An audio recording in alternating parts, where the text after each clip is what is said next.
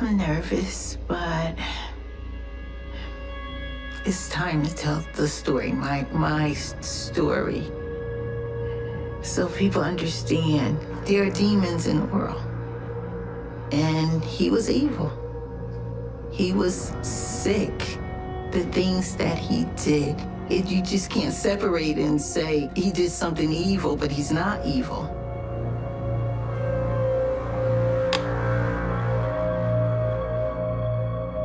What Richard did to me will haunt me for the rest of my life. He tried to cover a lot of it and be a good guy, but if you have a monster inside of you, it'll show itself, no matter how hard you try to keep him in.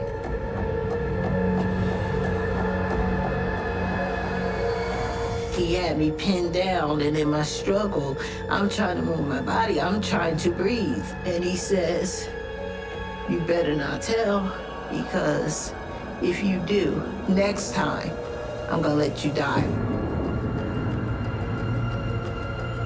I'm hearing Karen say these words, and my next question to her was, why didn't you tell me?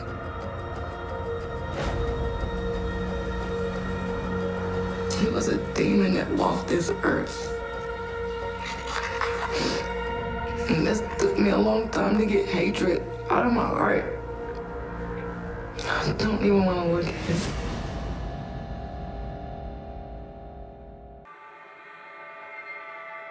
I came into a family of 9 children. I'm the 10th. My father was military. He went to work one day, and he had a massive heart attack. And our whole life changed. My brother that was closest to me in age, 4 years, his name was Richard, but we called him Ricky. He always looked after me. He was my protector. And it wasn't like he got stuck with me. It was like he enjoyed taking care of me. Ricky taught me how to climb a tree, run faster, jump higher. You want to play a game? Yeah. Okay. Tag, you're it. He was loving. We were playmates. And everything was good. Ooh.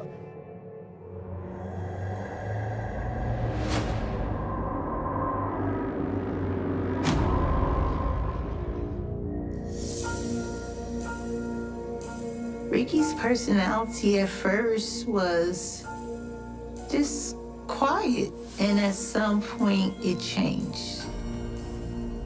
I was walking into the room one time, and Ricky was standing there with his fists clenched. He's just standing there doing his fists tighter and tighter, and just,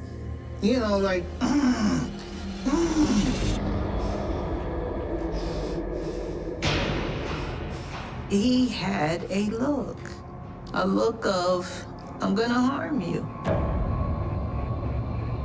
And I'm thinking someone else is in there. He's getting ready to hit someone. And no one was in the room. He just standing there.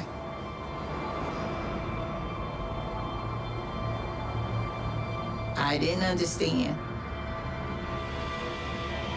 Even in hindsight, I still don't understand why anyone would just be standing there doing that. I don't understand why Ricky was doing that. I still don't understand.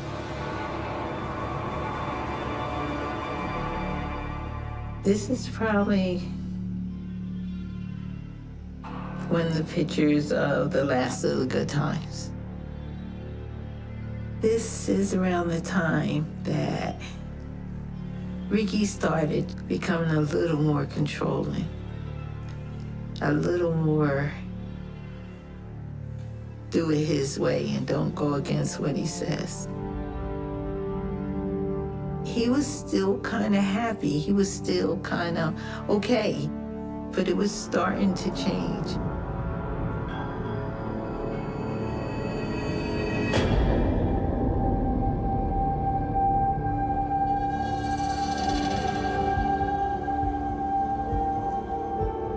Him and I had turtles together.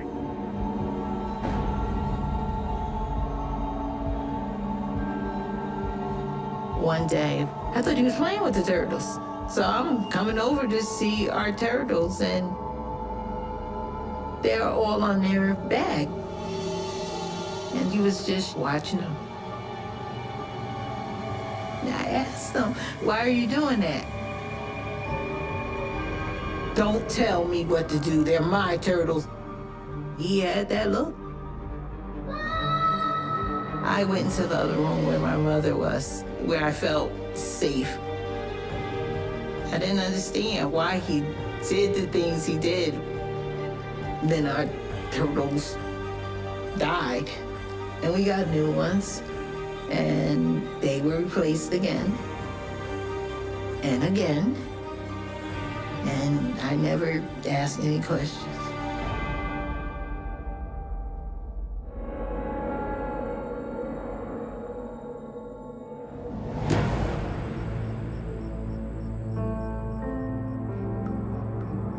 I was sound asleep.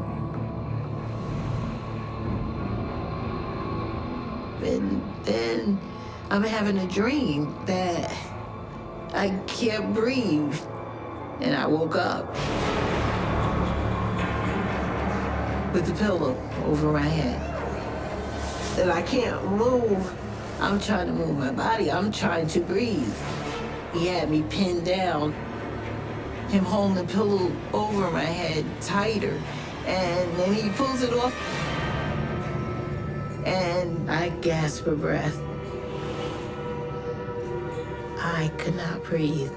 Why would you do that? And he says, "You better not tell. If you do, the next time I'm not gonna pull the pillow off."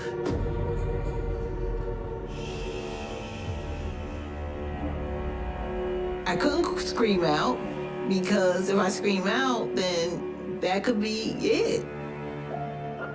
And then when it's all over, that look that I saw when he was there in the room by himself, with that glare and that monster look, that hate.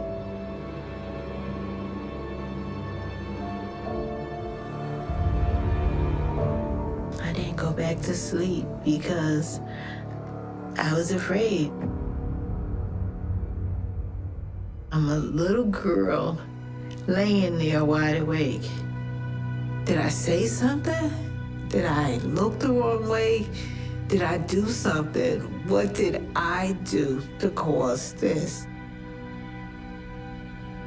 I didn't tell anyone because I was afraid that he was gonna kill me if I told. That was the threat.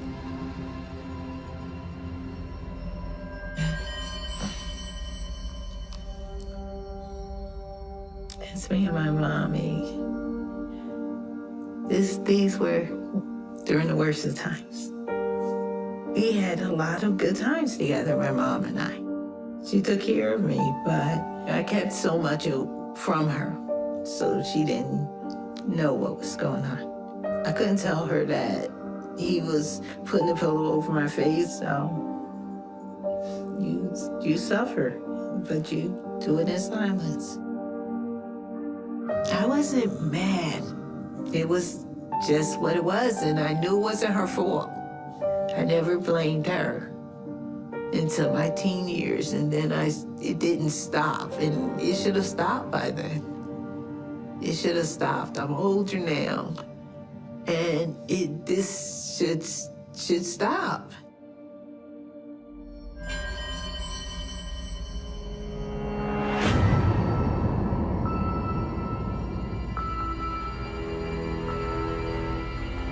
I knew it was nothing I could do.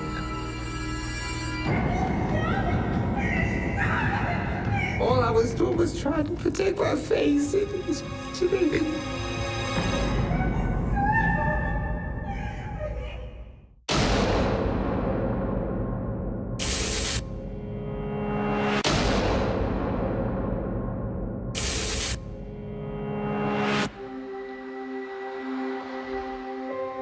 Ricky was very unpredictable. And it was probably around the holiday season. I wanted a piece of pie. And Ricky was in the kitchen. And he said, "Get out of the kitchen." What? Get out. I said, "Okay, I'm just gonna get my pie and I'm gonna go ahead out of the kitchen." Get a piece of pie and then I'll go. And he punched me in the face. And it shocked me because I'm not in your way. And he just continued to punch me and punch me and punch me. And I knew it was nothing I could do. All I was doing was trying to protect my face, and he was punching me. Then he knocked me to the ground. And then he just continued to kick me and stomp me, which had never happened before. My mother had a knife. And she was telling him to stop. My eyes were wide, and I'm looking at the knife, and I'm looking at her. I didn't know what he was gonna do. I expected him to then lash out at her. And then he released me with that look. And then he walked away. My mother and I never talked about any of the incidents with Ricky. We grew up with what goes on in this house stays in this house.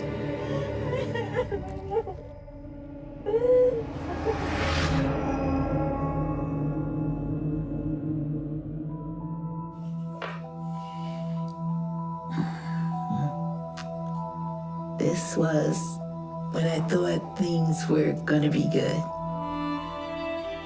He went into the military, and I thought they were going to change him.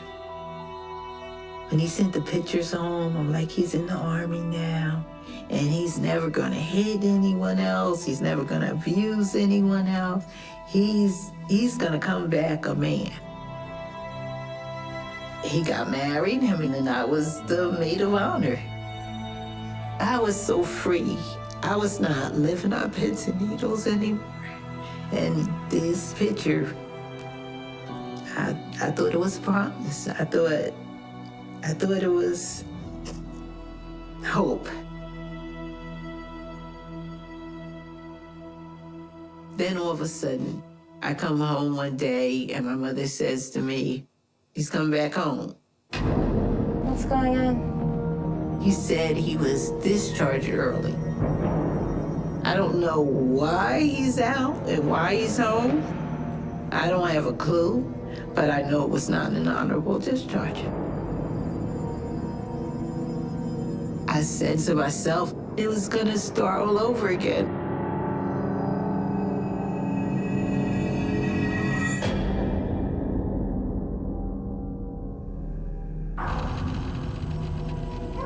Him and his wife, they're separated.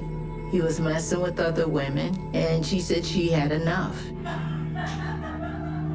After my mother passed away, Ricky's ex-wife, who was my girlfriend, moved in with me.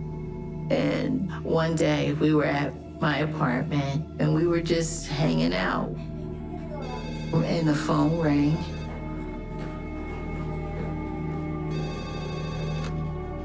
Hello? And it was Ricky. They got into an argument about her dating someone else. What? What are you talking about? And they're going back and forth. Stop trying to control me. We're not together anymore. Then, out of nowhere, he's banging on the door, and he has a gun. Can't you open up? What are you doing with that gun? No! I just froze. This can't be real. This cannot be real. He's locked outside, and he's waving the gun, and he's threatening. And I proceed to call the police.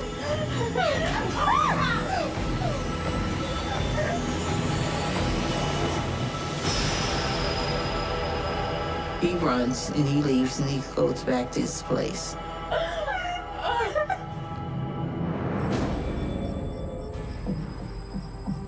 It was half an hour or so, maybe more.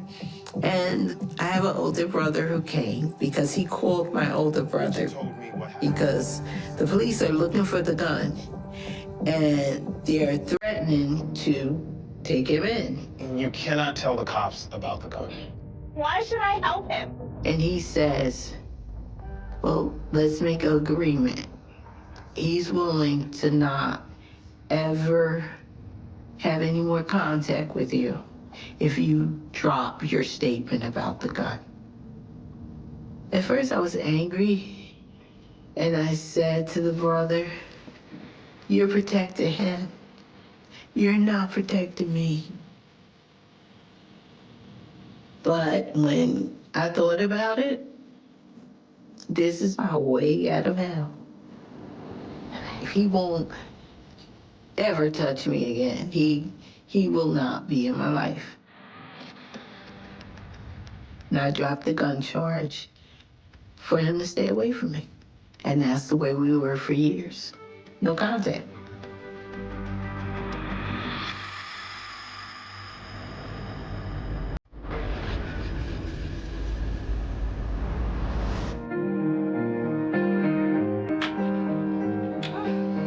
When I first met Richard, I had recently separated from my husband. He was tall, dark, and handsome. And he had a strength about him. You sure you baby? Maybe I'll let you, baby. We loved jogging and we loved riding our bikes together. Richard! Candace. I had Candace. I just wanted to be the best mom that I could. And he treated Candace as if she was his own child. He was a good father figure. He'd get down on the floor with the Lego blocks, or if your bike needed fixing, he'd do the dad thing and show you how to fix the chain. So those are the things I liked. We began a relationship and bought a home and just began a life from there.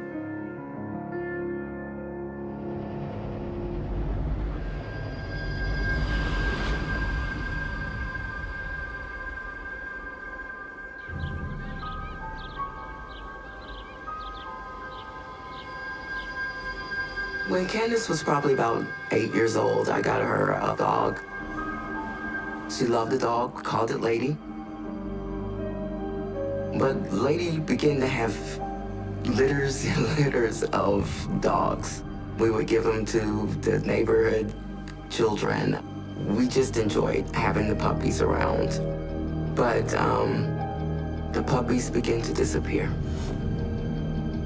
I noticed Richard had built a platform that had a little trap door to it.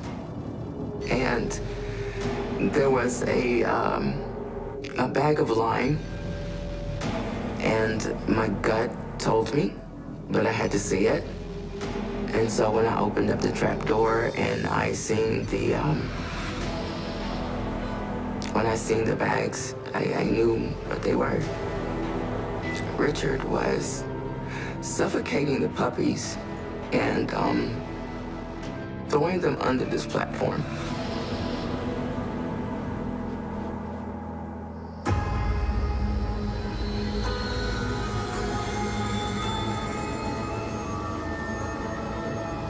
When he came home from work, I confronted him about it. I saw what you built. What was inside? The puppies.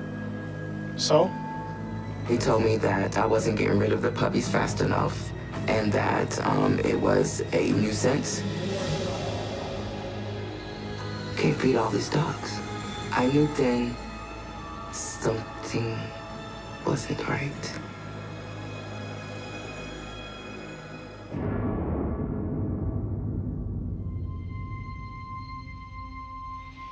My ex would call at least once or twice a week to talk to Candace.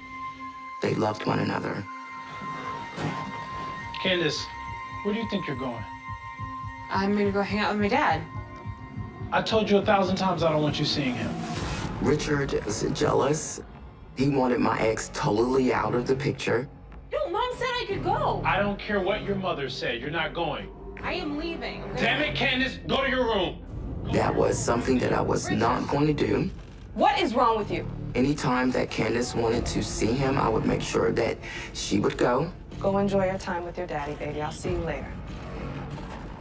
And that angered him.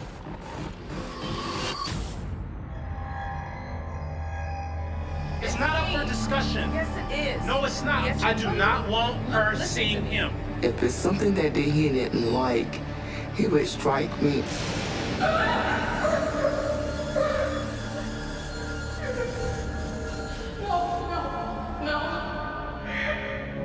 And then he would spread my legs and rape me.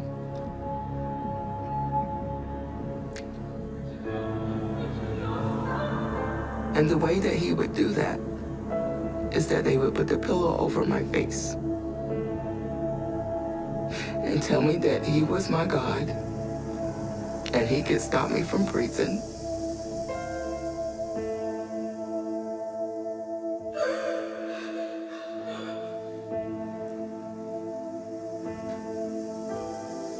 I didn't know if I was gonna be alive in the end.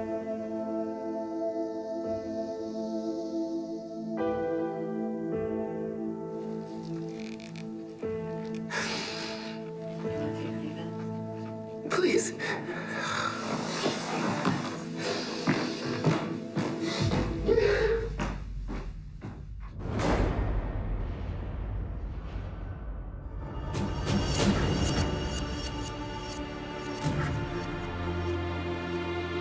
He hit me in the head with a baseball bat.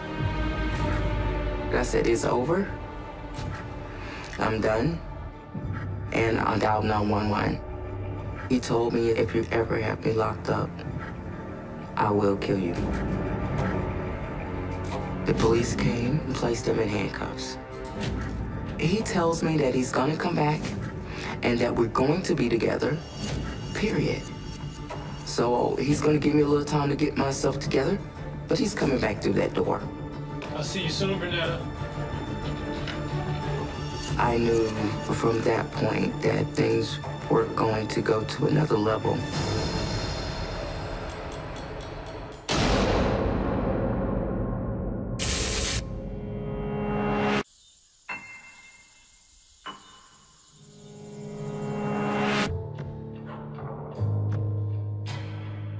When Richard left, I caught a different kind of fear because then I didn't know where he was. He had said, I'm gonna come back. He got charged and he bailed himself out of jail by 7 o'clock that evening. And the threats started immediately after he left the house.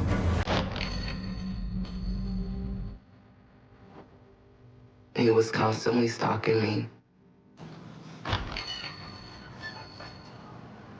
I could be going down an aisle and I would catch a glimpse and I would know it was him. If I'm going down one aisle, he'll come down the aisle. And the one thing that he would do is that he would wink at me. And it was one of those things that I knew didn't mean anything good. Richard wouldn't have to say anything to me. He never picked up a knife and threatened me with it. He never pointed a gun at me and threatened me with it. It was just him. And I had to just drop the groceries. There was nothing that I could do but run. I talked with the chief of police, and they would tell me as long as he was in a public place, there wasn't anything that they could do.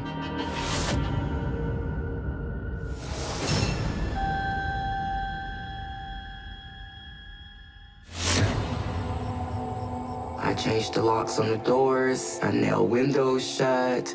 I just secured the home the best I could. One day, I'm coming home and I switch on the light.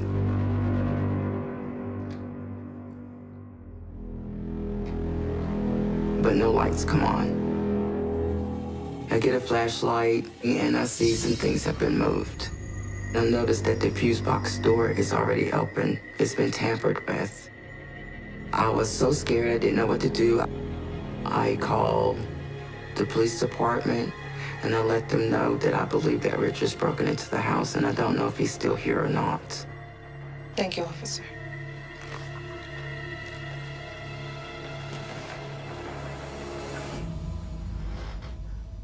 Then I go upstairs.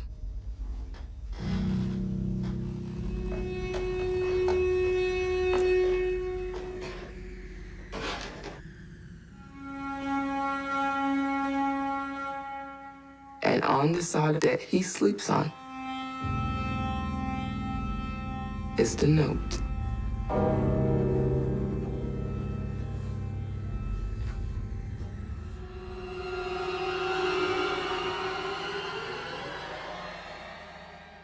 I will kill you. You will die. He's letting me know I can still get in this house. And that's where the fear in me had no boundaries. He's going to kill you, Renetta. He's going to kill you. This is not going to stop. I knew that I needed to get some protection, so I obtained a gun and loaded it, put the safety on, and kept it with me at all times.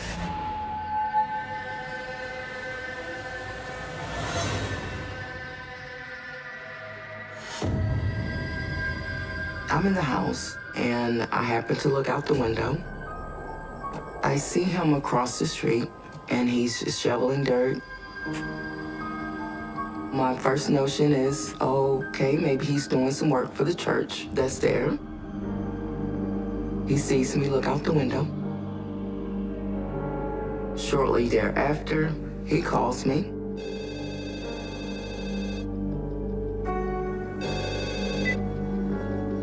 And he tells me, you see me digging these graves? This is where I'm gonna put you and the kids. And I freaked out. I call the chief of police, and he tells me he's gonna go talk to him now. I do not know to this day what he said to him, but he left, and he didn't come back. He really was like a ticking bomb. It's sort of like watching that flame go toward the stick of dynamite, because you see it, you can smell it. You can't put it out though, it's gonna pop.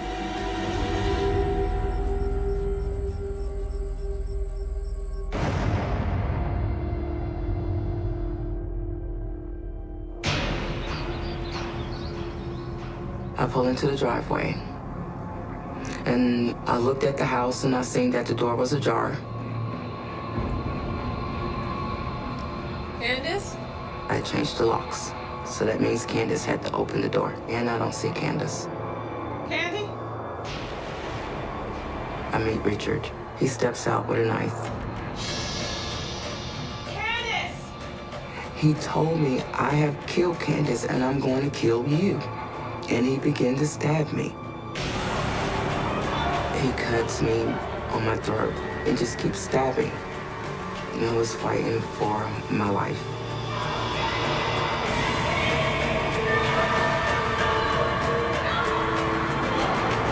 And I remember looking him in his face. His eyes was just so empty. In his face was emptiness and just darkness and just evil. It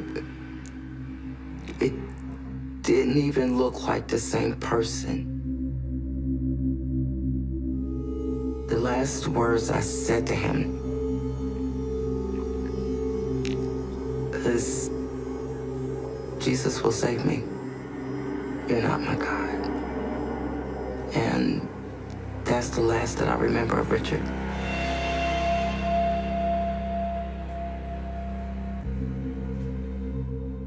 I don't know how long I was out from that point. I remember envisioning Candace and my brother. And that was real to me. But my brother is dead. So it was confusing to me. They never did say anything. They were just walking away from me. He took her hand and they walked. And they were walking along this pasture that my family owns in the farm. And they were walking away from me. And I'm there, but I'm like, where are you going? I want to go with you, you know? And then they just disappeared into this light, just disappeared. But I remember me wanting to go with them. It was really warm, and I wanted to go, but they faded away so fast, and I didn't. When I opened up my eyes, a doctor was over me. And he just told me to be still and to try not to talk. I don't think they expected me to live through the night. I didn't know how severe I was. That was DLA on arrival. So from the police department, they lost me in the ambulance. And by the time that they got there and got me resuscitated, it had been at least 20 minutes. I'm blessed to be here. I really am. I really couldn't move. And the way they had me covered, I couldn't see myself, nor could I see other injuries on me. This are the defensive wounds. So in here is a hook. And there's metal that goes through my fingers. Then there was the scar here. And the almost incision here. I have the 2 slices across my neck here. There are 2 stab wounds here, and that's why I can't never get this part of my hair to go down, but there's, because of the scar tissue.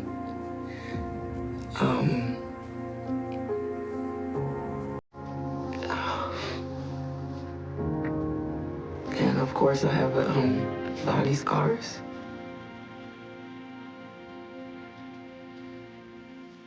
But the biggest one is the one right here. And that's the biggest one.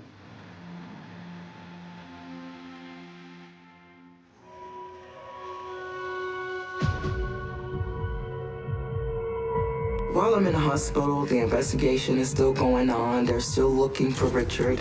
They're telling me he couldn't be found. I need to see my daughter. All I wanted to know was where were my kids.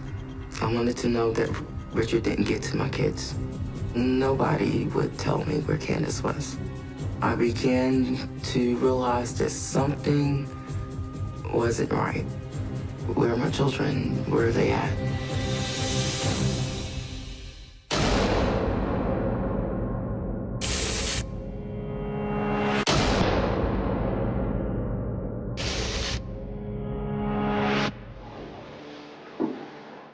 Renetta, I need to tell you something, but you must promise me that you're going to remain calm. What is it? The 3rd day that I was in the hospital,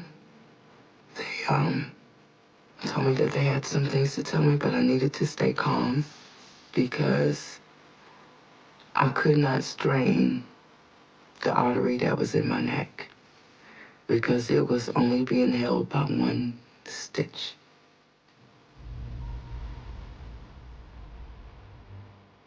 One doctor held my neck, and the other doctor told me that Candace had lost her life. She was stabbed. He duct taped her. He duct taped her whole face, her arms, and her legs, and he beat her to death. Richard came to the house that day to kill us all. I think he tried to make Candace go get her brothers from school, and she just wouldn't do it. And I think he beat her because she wouldn't do it. And as bad as I wanted to scream and yell, cry and grieve, I could not. That was the hardest day ever. She had just turned 17 and she was my everything.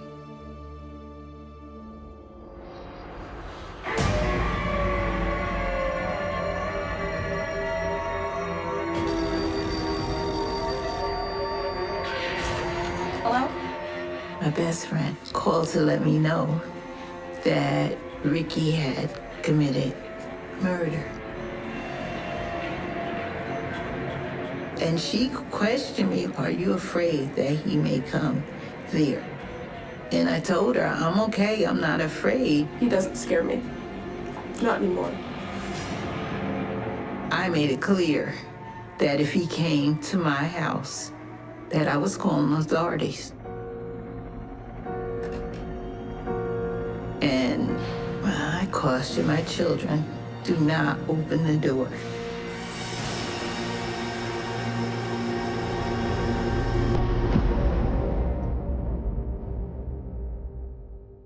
Got a call from my cousin, and she told me he's dead.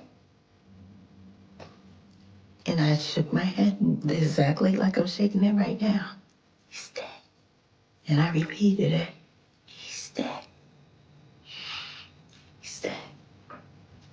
Richard took some gasoline and poured it on himself and lit himself afire while he was alive. And that's how he killed himself. My grandmother has always told me, if you are a person and you mess with children, when you die, you will be set on fire and you will not ever be able to put yourself out.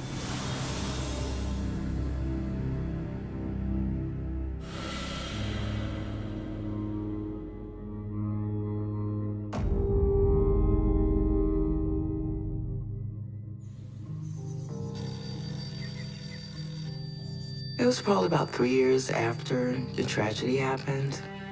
I got a phone call from Karen. There's something I have to tell you.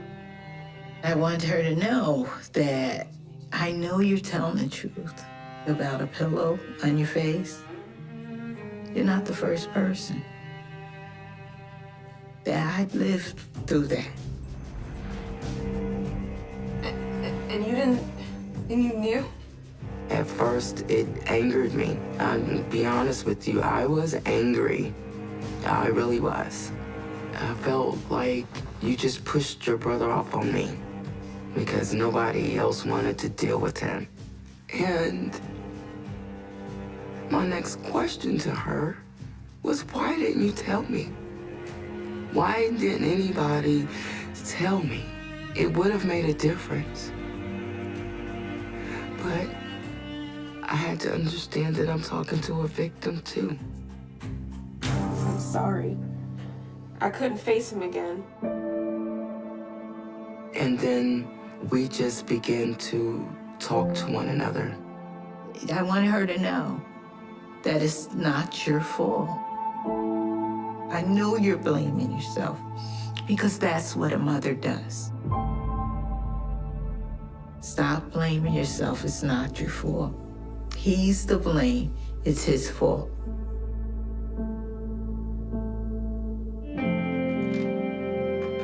I am so grateful that she made that phone call. It gave me the strength to begin to talk about it. And the more that I talked about it, the better my recovery went. It just lifted a great big burden off of me.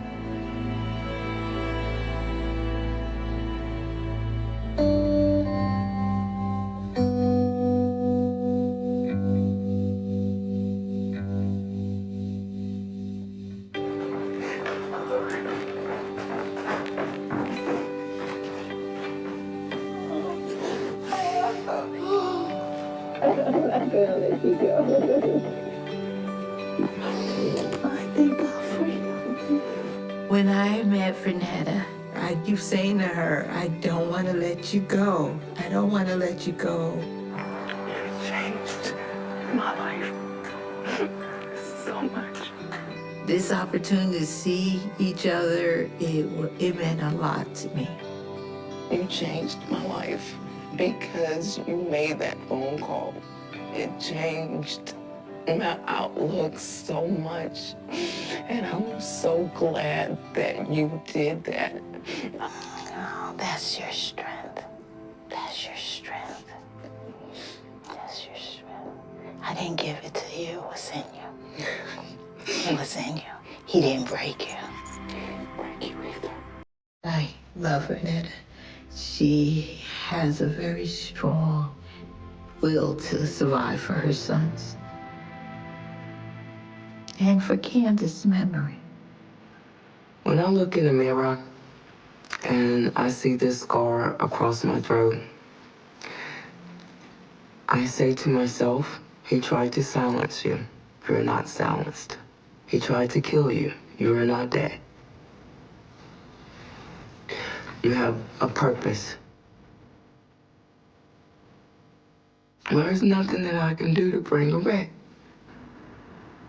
But what I can do is continue to tell her story. And so that maybe one day, nobody else has to die in that fashion. Nobody. It began with the silence of a Texas night, the kind of quiet that hums just before a storm. December 1994. A small town outside of Waco where people left their doors unlocked and waved at strangers. That winter, the McAllister family's farmhouse sat at the edge of a dirt road surrounded by miles of open fields. Inside, 19-year-old Rachel McAllister was home alone, waiting for her parents to return from a church gathering. She never saw them again. At 9:42 p.m., a frantic 911 call broke the calm. The dispatcher heard nothing but breathing, then a muffled scream, and the line went dead. When deputies arrived, they found the back door ajar, the phone dangling the air thick with the metallic scent of blood. Rachel was gone. Her shoes were still by the couch. Her jacket hung neatly on the hook. Only a single earring lay on the floor, half a heart broken from a pair she'd worn every day since graduation. The town froze. Waco County hadn't seen a violent crime in years. Within hours, search teams combed the fields with flashlights, calling her name into the darkness. The sheriff promised answers. Reporters flooded the gravel road. Small-town teen vanishes read the headlines. Parents locked their doors for the first time in decades. Rumors bloomed: a drifter seen near the gas station, a jealous ex-boyfriend, a stranger's truck parked by the barn. But the days turned into weeks and then into years. Rachel's disappearance became the cold case everyone whispered about, but no one could explain. Her parents aged in the same house, leaving her room untouched, posters still on the wall, her diary on the nightstand, the other half of that broken earring in a small glass box. The case file grew thicker each year, filled with false leads, dead ends, and yellowed pages that smelled of dust and grief. Detectives came and went. The new ones promised breakthroughs, the old ones retired, haunted by failure. In 2002, a fisherman found bones tangled in reeds near Lake Whitney, 30 miles away. Hope flared. The remains were female young, but DNA ruled them out. The McAllisters were crushed again, living a kind of half-life between mourning and waiting. Then came the era of DNA forensics, the revolution that gave cold cases new breath. In 2021, Texas Rangers reopened the file. They retrieved the earring, the phone cord, and a single piece of fabric collected from the back porch decades earlier, a fragment that had been sealed in an evidence bag, nearly forgotten. The sample was degraded, but technology had evolved.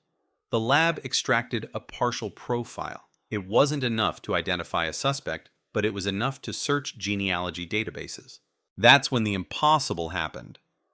A match popped up not to a criminal, but to a family tree. A distant relative living in Arkansas had uploaded their DNA to a public ancestry site.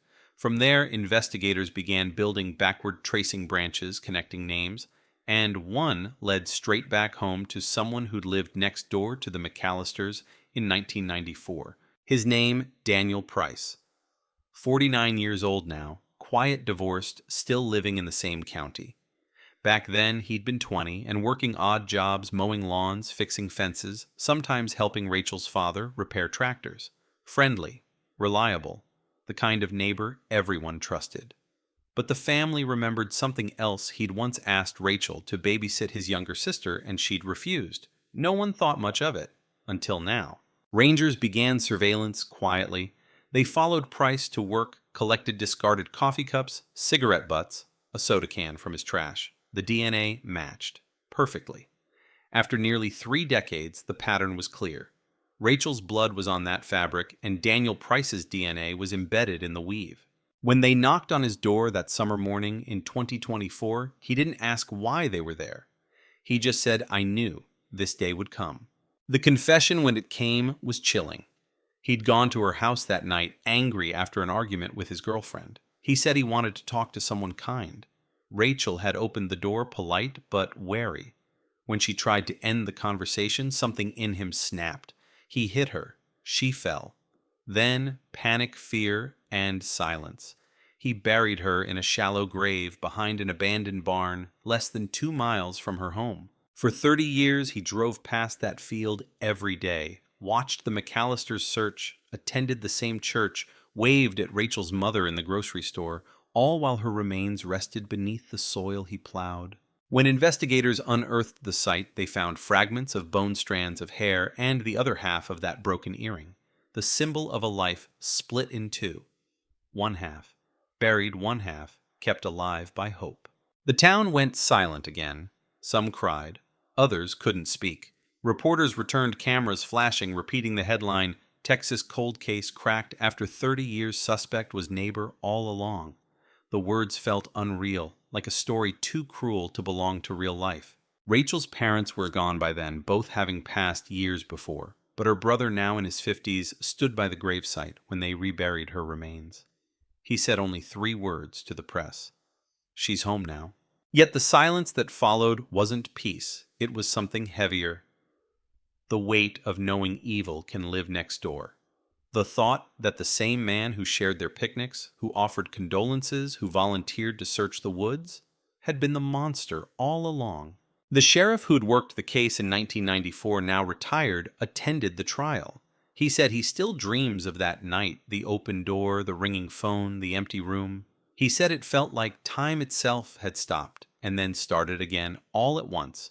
Price never fought the charges. In court, he kept his eyes down. When asked why he'd kept silent for 30 years, he said, "Because no one ever looked at me twice." That line became the new headline, the reminder that sometimes the face of a killer is the one you've trusted the most. In the courtroom, a single piece of evidence sat displayed in a glass case, the heart-shaped earrings finally whole again. Outside, a storm gathered over Waco County, the same kind of sky that had hung over the McAllister house in 1994. Thunder rolled in the distance, and the fields trembled in the wind.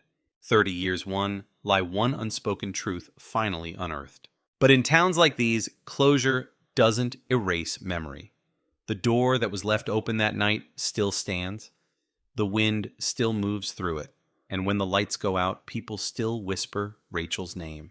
Because some cold cases may be solved, but the cold never really leaves. The news spread through Waco County like wildfire. Within hours of Daniel Price's arrest, reporters lined the courthouse steps, cameras flashing against the storm-gray sky. The headline blazed across every screen. Texas cold case cracked after 30 years. For most, it was closure. For others, it was the reopening of an old wound that had never truly healed. Neighbors spoke in disbelief. They described Price as quiet, polite, always willing to lend a hand. He fixed fences, shoveled driveways, even helped organize church barbecues. He wasn't the type they said again and again, as if repeating it could rewrite the truth. But behind the calm exterior, something had always been off a silence, too perfect a stare that lingered just a little too long. Investigators retraced the years of deception. Price had blended in so seamlessly that suspicion never touched him. In the days after Rachel's disappearance, he joined the search party, combing the woods alongside deputies, shouting her name into the darkness he had created. He'd carried flashlights, passed out water bottles, and when people cried, he'd placed a comforting hand on their shoulders. Every act of kindness was camouflage. Detective Karen Holt, one of the original officers who'd returned to the reopened case, spent nights poring over the old evidence box. Inside were photos faded with age. Rachel's bedroom, the phone off the hook, the muddy footprints that led nowhere. She said that when the DNA match came in, her hands shook. We'd been looking everywhere but right next door, she told the press. The truth was always in plain sight. The confession tapes revealed the details in chilling fragments. Price spoke with no emotion, as if describing a memory that didn't belong to him. He said Rachel had been kind to him that day, smiled at him while he repaired a gatepost, and that smile had stayed with him. That night, after an argument with his girlfriend, he walked to her house without knowing why. It was supposed to be just a talk, he said, but she wanted me to leave, and I couldn't. He described the sound of the phone falling the brief struggle the moment the world went still. Then he told them how he dragged her body to his truck, how the rain began to fall as he drove into the fields, how he buried her beneath the oak tree near the old barn. I thought the rain would wash it all away, he said. In court, prosecutors replayed his words, every syllable echoing through the silent room. Some jurors wept, others stared blankly. The courtroom air grew thick with unease, as if the town itself was holding its breath. Price sat motionless, his face-pale eyes fixed on the floor. Outside, the McAllister property had become a shrine. People left flowers, candles, and notes on the porch. Someone placed a framed photo of Rachel by the window, her senior portrait, smiling unaware of the darkness that would claim her life. Each night, the candles flickered in the wind like tiny souls, refusing to go out. Reporters revisited the case timeline. They played archived footage from 1994, grainy, flickering clips of search parties and tearful interviews.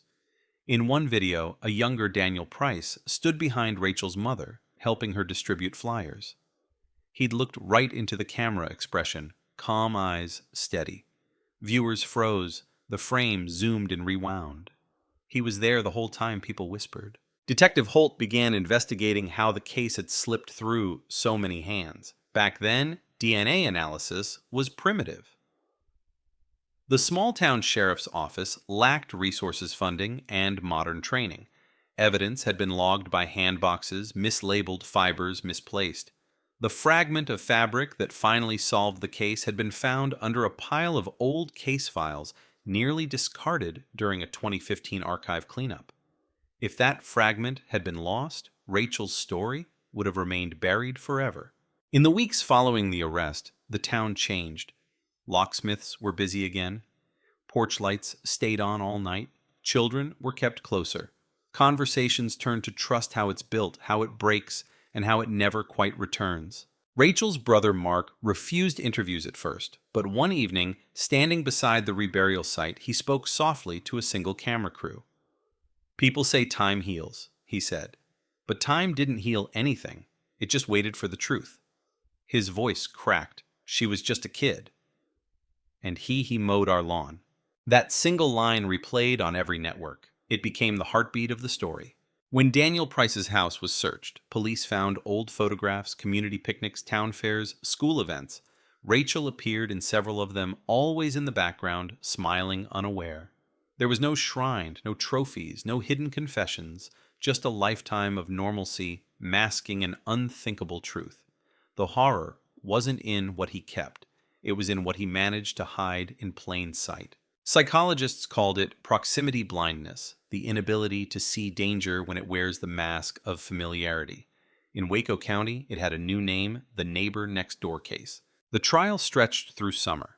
Price's defense offered little resistance. He pled guilty to murder, citing remorse, though his tone betrayed none. The prosecution presented the evidence methodically. The earring halves reunited the DNA match, the timeline reconstructed minute by minute. When the verdict was read, life without parole, there was no applause, no sigh of relief, only silence. Outside the courthouse, thunder rolled again. Reporters packed their equipment. Locals drove home in silence. That night, the wind swept through the empty streets, carrying with it the same unease that had haunted the town since 1994. In her office, Detective Holt closed the file one final time. She said she could still hear the echo of Rachel's last call, the faint breath, the click of the receiver. For 30 years, that sound had haunted her dreams. She placed the case file back on the shelf. The tag read, simply McAllister, Rachel closed. But some things never close, because every time the wind moves through the tall grass outside Waco, it sounds like a girl calling home. The days after the verdict were strangely quiet. The courthouse emptied, the reporters left, and Waco County returned to its uneasy rhythm. But silence doesn't always mean peace. It's just the sound of shock settling into memory. The story wasn't over. It had simply changed shape. Now people whispered it in parking lots over coffee in the pews of the same church Daniel Price once attended. The name Rachel McAllister became a prayer, a warning, and a ghost that refused to fade. Detective Karen Holt couldn't let it go. Even after the case was closed, she found herself driving past the McAllister property at night, headlights tracing the same dirt road Rachel had walked so many times. The wind moved through the wheat fields, whispering like voices caught between worlds. Holt rolled down her window and listened, as if the land itself remembered what the people tried to forget. There was something about the timeline that still bothered her. Daniel Price had confessed yes, but the details didn't all fit. The confession was too clean, too linear, like a story rehearsed. When Holt reviewed the 911 tape again, the muffled scream, the breath, the sound of the receiver hitting the floor, she noticed something she'd missed before a faint click, metallic distant, like a door latch or a lock. She sent the tape to the audio lab for enhancement. The technician raised an eyebrow when he heard it. "That's not from inside the house?" he said. "That's outside, like a car door, maybe a truck." Holt's pulse quickened. If that was true, Price hadn't been alone. She went back to the evidence logs, the witness statements from 1994. One detail stood out, a report from a teenage neighbor who'd seen 2 sets of headlights near the McAllister farm that night. The statement had been dismissed as unreliable, poor visibility, heavy rain. But now, with new ears and older eyes, it felt like the missing piece. Holt drove to the county jail to speak with Price again. He was thinner, now hollow-cheeked, his hands trembling as he held the phone behind the glass. "You already got what you wanted," he said quietly. She leaned forward. "Not everything." At first he refused to talk. Then, after a long pause, he said, "I wasn't supposed to be there alone." The words hit her like static in a quiet room. Price stared past her eyes unfocused. "He said it would just be to scare her," he murmured, "just to teach her a lesson." But then it went wrong. Everything went wrong. Holt pressed him for a name, but he only shook his head. "Doesn't matter now," he whispered. "He's gone." That night, Holt sat in her car, under the flickering lights of the station, replaying every piece of evidence in her mind. Could there have been another man? Another presence erased by time and convenience? If so, the cold case wasn't truly over. The next morning, she reopened the evidence files unofficially. She traced Daniel Price's connections, phone records, employment logs, tax files. One name appeared repeatedly alongside his in the mid-90s, Ethan Ward, a mechanic. Arrested in 1993 for burglary charges, dropped. Lived 2 towns over. Moved away in 1996. No record since. Holt requested a background check. The result came back thin, too thin. Ward had vanished from all databases after 1998. No forwarding address, no death certificate, no driver's license renewals. It was as if he'd been erased. She started digging through old case archives, cross-referencing missing persons from that year, and there it was, a body found in 1998, near the Brazos River, burned beyond recognition. The file had been labeled unidentified male. DNA hadn't been available then. Holt sent a sample request to the state lab. Weeks passed. Autumn crept across Texas. The fields turned gold, the air brittle. Holt went back to her routines, writing reports, attending briefings, but her mind stayed tethered to that riverbank.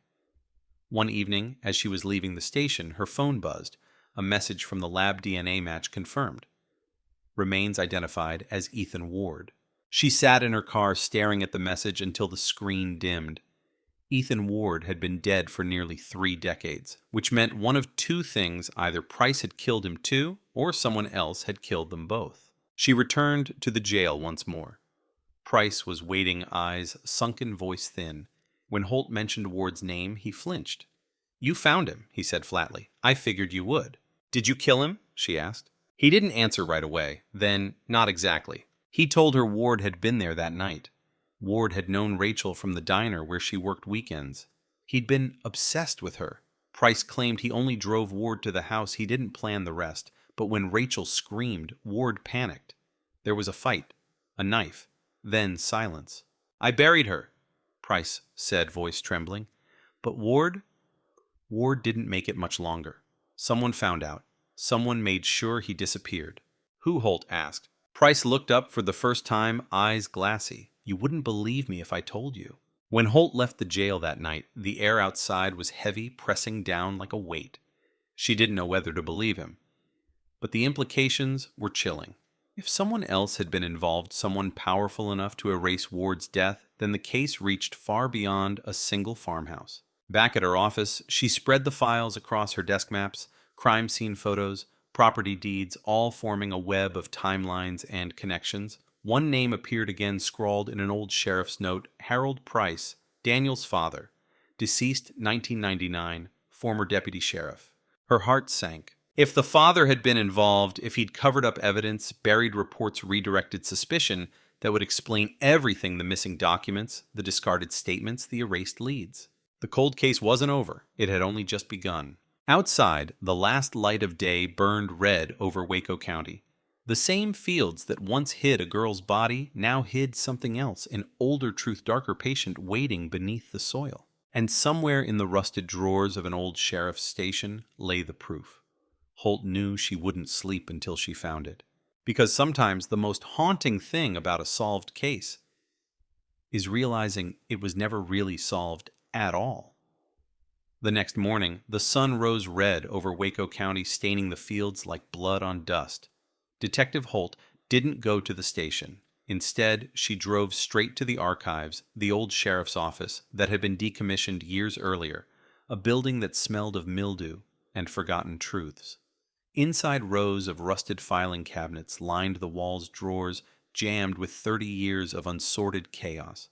Cobwebs draped across evidence boxes, the ghosts of cases long declared closed. She knew what she was looking for. The 1994 deputy logs the night Rachel disappeared. It wasn't part of her current assignment. The department would call it obsession. But obsession was what had cracked the case before, and maybe what would crack it again. She found the logbooks in a water-damaged box, the ink faded and brittle. Each page was a ghost of someone's handwriting, looping cursive like a confession written by time itself. One entry stood out. December 12th, 1994. Deputy Harold Price responded to domestic disturbance near County Road 17. Cleared. False alarm. County Road 17. That was the McAllister address. The realization sent a chill through her. Daniel's father had been the first on the scene before anyone knew Rachel was missing, before the 911 call had even been traced. Holt flipped through more pages. The entries from that night ended abruptly. The following day's reports were missing entirely, torn out. She stood there in the dim light, pages trembling in her hand, the hum of the flickering bulb above her, the only sound. The cover-up had begun that very night. Outside, the wind howled against the broken window panes, rattling the building like something alive. Holt opened the evidence box labeled McAllister Rachel, 1994, and found what she feared: old Polaroids marked unprocessed and a handwritten note clipped to them. The handwriting matched Harold Price's signature. Hold until further instruction. She stared at the words for a long time. Harold had known. He'd known his son was involved and had buried the truth beneath paperwork and silence. A deputy protecting his blood, rewriting the story before it was ever told. The phone in her pocket buzzed, snapping her back. It was Captain Ramirez from the state unit. "Karen, where the hell are you? You're supposed to be off this case." "I think it's bigger than Daniel Price," she said. "His father was there that night." There was a pause on the other end. Then Ramirez's tone shifted flat, careful. "You don't have proof." "Not yet," she said. "Then stop digging before you find something you can't unsee." He hung up. For a long moment, Holt just stood there, listening to the silence swallow the room. The air felt heavy, stale. She picked up the Polaroids again. One showed a muddy tire track by the McAllister fence line, another a footprint, heavy angled inward. There was also a photograph of the old patrol cruiser parked beside the McAllister barn. The date stamp read December 12th, 1994. That car belonged to Deputy Harold Price. By the time Holt stepped outside, the sun had disappeared behind clouds. A storm was brewing again, just like the night Rachel vanished. She got into her car, hands shaking as she started the engine. The road home passed by the McAllister property, the empty farmhouse windows, boarded roof sagging. Grass had grown over the path, reclaiming what had once been human. She parked at the edge of the field and sat there, headlights off, rain beginning to tap on the windshield. The land looked peaceful, almost holy, yet beneath that soil lay 2 decades of lies. Inside the house, the air was thick with dust and memory. Her flashlight beam danced across the walls, Rachel's old photos still pinned to the corkboard, the faint outline of her bed where it had once been. The scent of rot and damp wood filled the air. On the nightstand, the family Bible lay open, pages warped. A pressed daisy rested between verses. As she swept her light across the floor, something metallic caught her eye. A sheriff's badge, old and corroded, half buried under debris. She picked it up. The engraving was faint but legible: H. Price.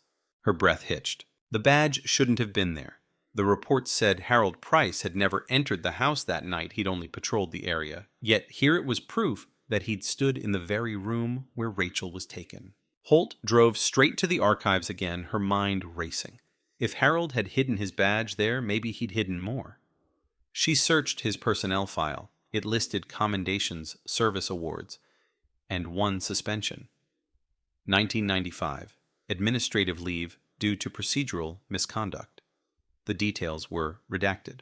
Someone had tried to bury him quietly. She requested the disciplinary report from the state records office. The clerk hesitated. "That's a restricted file," but Holt flashed her credentials, her voice hard. "This is linked to a homicide." When the facts came through, it was short but explosive: alleged evidence tampering, missing chain of custody forms, witness intimidation. Harold had covered for his son and possibly more. That night, Holt sat at her desk, surrounded by open folders and old photographs. She pinned everything to the corkboard lines of red string connecting names, dates, locations. The picture formed slowly, a map of corruption woven through the small-town department. Harold Price, Sheriff Leland Moore, Ethan Ward, Daniel Price. At the center of it all, Rachel McAllister. Outside, thunder cracked, shaking the window panes. Holt didn't flinch. She was too deep in it now. She understood the danger Ramirez had warned her about. This wasn't just a cold case anymore. It was an infection that had spread through decades of silence and loyalty. She picked up the badge again. The metal was cold edges, sharp.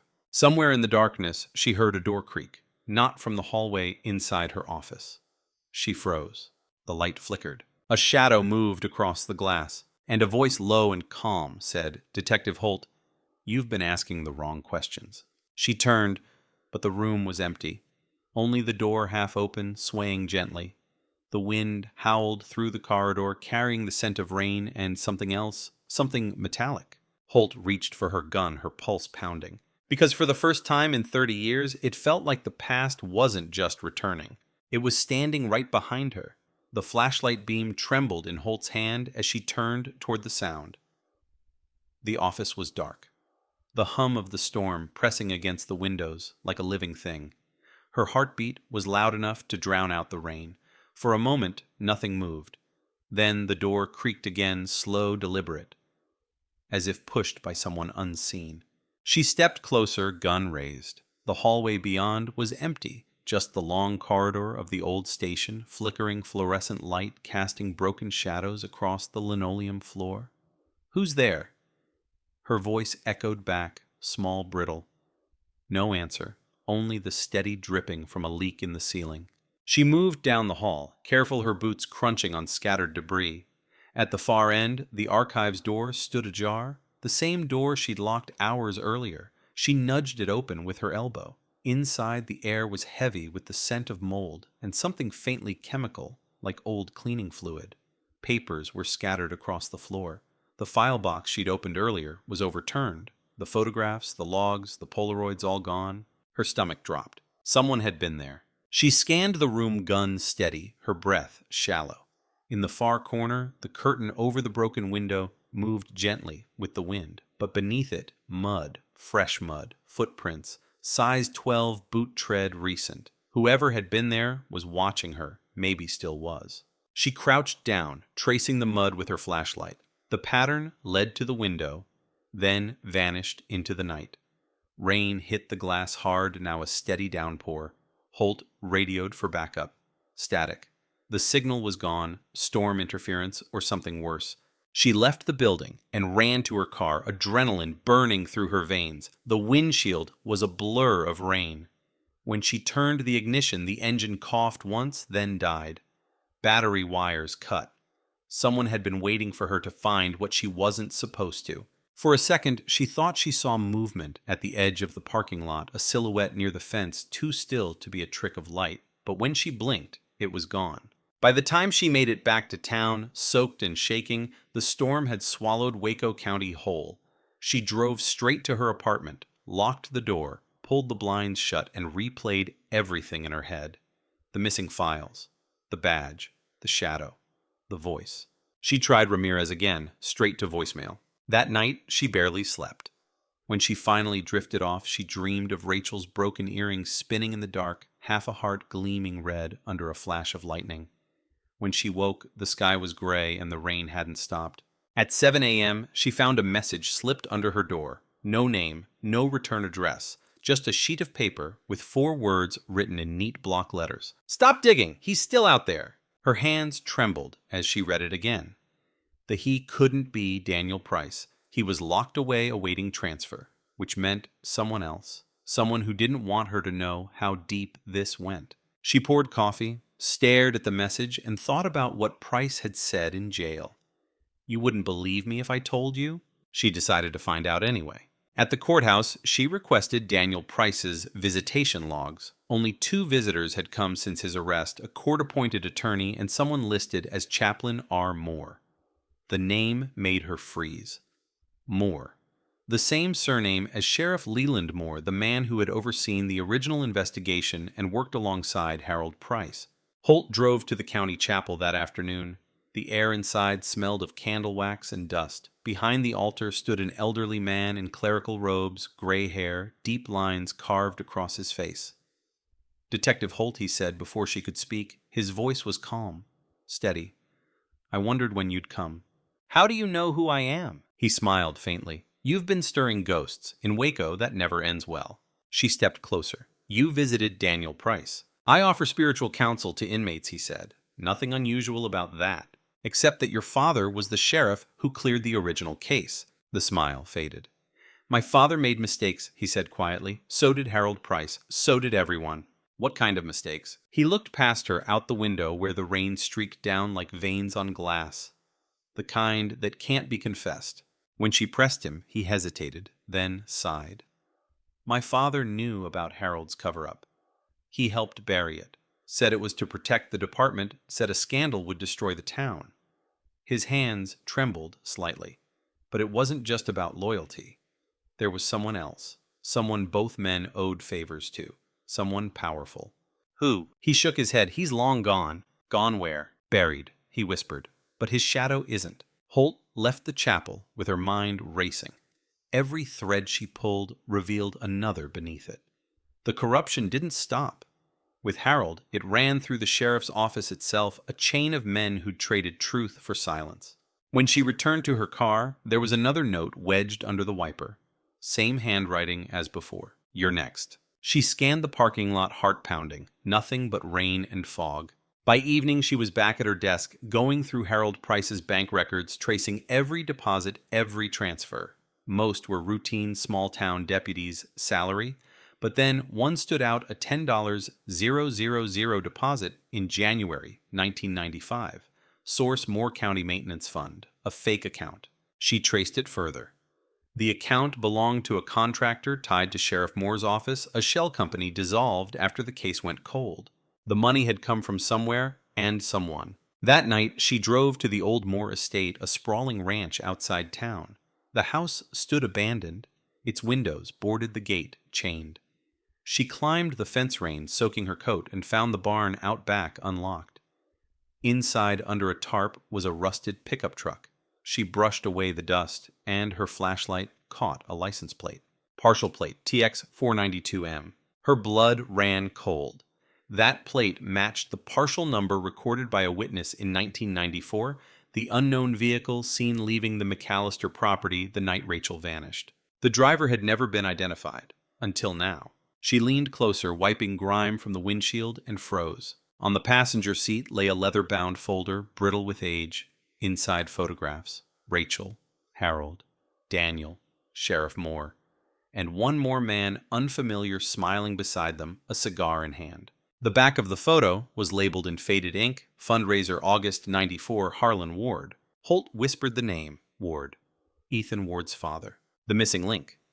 The man whose son helped kidnap Rachel, whose body had vanished, whose money had silenced lawmen. The chain was complete. The old corruption wasn't random, it was bought. Lightning split the sky, illuminating the barn in a white flash. For a second, she saw something move outside, a figure watching from the rain. Then darkness swallowed it again. Holt drew her gun pulse, hammering, breath sharp. The wind slammed the barn door shut behind her. Somewhere in the dark, a voice called out, low, calm, familiar. Detective Holt, you found enough. She recognized it instantly. Captain Ramirez. And in that moment, she realized she wasn't chasing ghosts anymore. She was standing in the middle of the cover-up. Rain hammered the roof like a drumbeat as Holt froze, gun-raised flashlight beam cutting through the darkness. The barn was a cathedral of echoes. Every sound amplified, the hiss of rain through broken boards, the slow creak of the wind against the door, her own breath catching in her throat. Ramirez. Her voice was low, sharp. Step into the light. No response. Only footsteps, slow, deliberate, circling behind the stacks of hay bales. You shouldn't be here, the voice said, finally closer. Now calm and steady. You're out of your jurisdiction, Karen. Her grip tightened on the pistol. Then why are you here? Silence. She edged forward, sweeping her light toward the far corner. The beam caught the glint of metal, a badge flashing briefly before disappearing into shadow. Ramirez emerged, rain dripping from the brim of his hat, his uniform soaked. His face was unreadable. I told you to drop it, he said. You didn't listen. You're covering for them, Holt said, her voice trembling with fury. For Harold Price, for Moore, for whoever paid them. You don't know what you're talking about, he said, stepping closer. You're chasing ghosts and paperwork. This case is closed. I have evidence, she snapped. Photos, transfers, the plate number, everything leads back here. Everything leads nowhere. Ramirez interrupted, his tone shifting colder now. You don't understand what you're touching. These people. They built this town. They funded the department, the hospitals, the schools. Without them, Waco wouldn't exist. She took a step back, realization dawning. You're one of them. He sighed. I kept you close because you were good, but good cops don't always make smart cops. You should have stopped when the case ended. Lightning flared again, throwing his face into sharp relief. Hard Eye's jaw clenched something old and resigned behind them. Where's the rest of the file? She demanded.